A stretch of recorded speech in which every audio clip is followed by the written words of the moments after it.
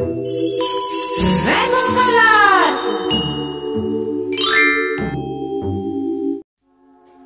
गांव में आस्था अपनी छोटी सी बेटी रिंकी और पति रमेश के साथ रहा करती थी। रिंकी की माँ घर घर जाकर काम किया करती थी और उसका पति ऑटो रिक्शा चलाया करता था और अपने सारे पैसे वह दारू में खर्च कर देता था। वह खर्च के लिए भी पैसे नहीं देता था और दिन रात दोनों को चिल्लाते रहता था।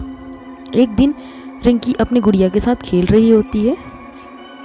अरे रिंकी, चलो मेरे घर, तुमको कुछ खिलाना है मुझे। तुम क्या खिलाओगे पिंकी मुझे? अरे चलो, मैं तुमको मेरे पापा पिज़्ज़ा लेकर आए हैं, वही खिलाऊंगी।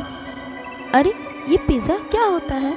तुम्हें पिज़्ज़ा नहीं पता? चलो मेरे घर जाओगी, खाओगी तो सब देख पाओगे और तुमको बहुत स्वादिष्ट लगेगा। और जैसे ही रिंकी पिज़्ज़ा खाती है, उसको पिज़्ज़ा का स्वाद बड़ा ही स्वाद लगता है। वाह पिंकी, ये तो बहुत ही यम्मी था। कहाँ मिलता है ये पिज़्ज़ा?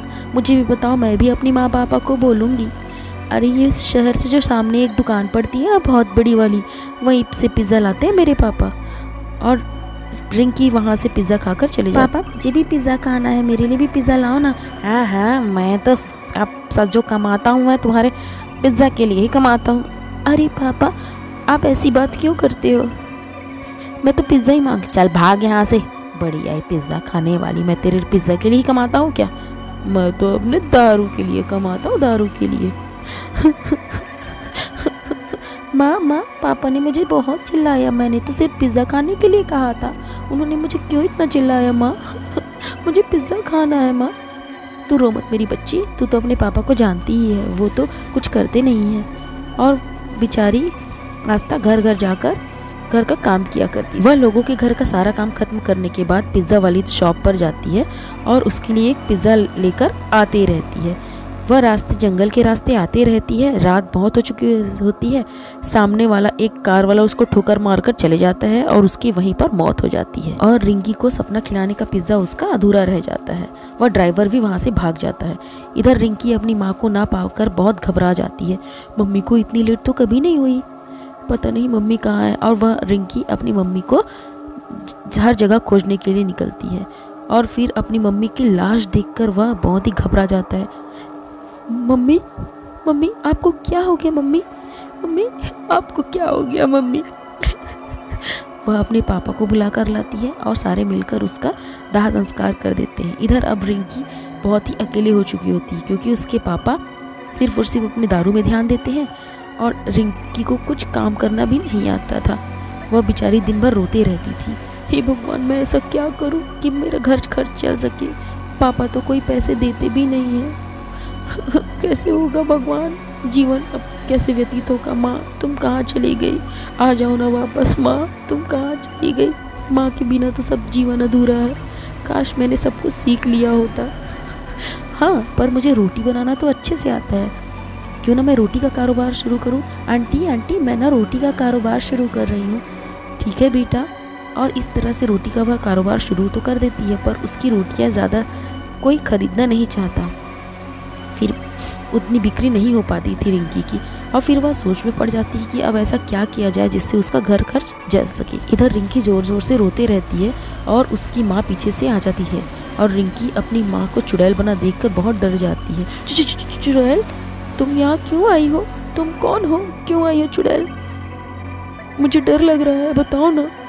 बेटा डरो नहीं, मैं तुम्हारी माँ हूँ आस्था। मैं तुम्हारे लिए पिज़्ज़ा लेने गई थी, वहाँ से मेरी एक्सीडेंट में मौत हो गई। तब से मैं चुड़ैल बनकर घूम रही हूँ क्योंकि मेरा पिज़्ज़ा खिलाने का सपना अधूरा ही रह गया। अरे वाह माँ, तुम आ गई। ऐसा कहकर रिंकी उसको गले लगा लेती है और उसको बोलती है कि तुम पिज़्ज़ा का धंधा शुरू करो, मैं तुम्हारा पूरा साथ दूंगी। ठीक है माँ, हम कल से पिज़्ज़ा बनाना शुरू करते हैं। पर माँ एक और बात बतानी है मुझे। माँ पापा दिन भर दारू पीते हैं, मुझ पर कोई ध्यान नहीं देते। ऐसा? चल उसको भी मैं सबक सिखा कर रहूँगी। पहले हम लोग पिज़्ज़ा बनाना शुरू करते हैं। और अगले दिन से वो दोनों माँ बेटी पिज़्ज़ा बनाना शुरू कर देते हैं।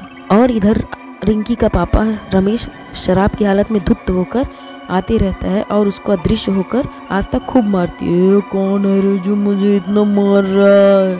सामने तो आ। और उसको शराबी जानकर कोई उसके पास नहीं जाता। फिर आजा सामने आजा। कौन किसकी इतनी हिम्मत जो मुझे मार रहा है? मैं हूँ जो मैं तुझे मार रही हूँ चुड़ैल। और रमेश चुड़ैल को देखकर उसकी सिट्टी पिट्टी गुल हो जाती है, उसका सारा नशा उतर जाता है। मैं और कोई नहीं, तेरी पत्नी आस्था हूँ आस्था। तूने रिंकी का बिल्कुल ख्याल नहीं रखा। रिंकी ने मुझे बताया तू दारू छोड़ता है या तुझे मार मार के मैं कचुम्बड़ बना दूँ।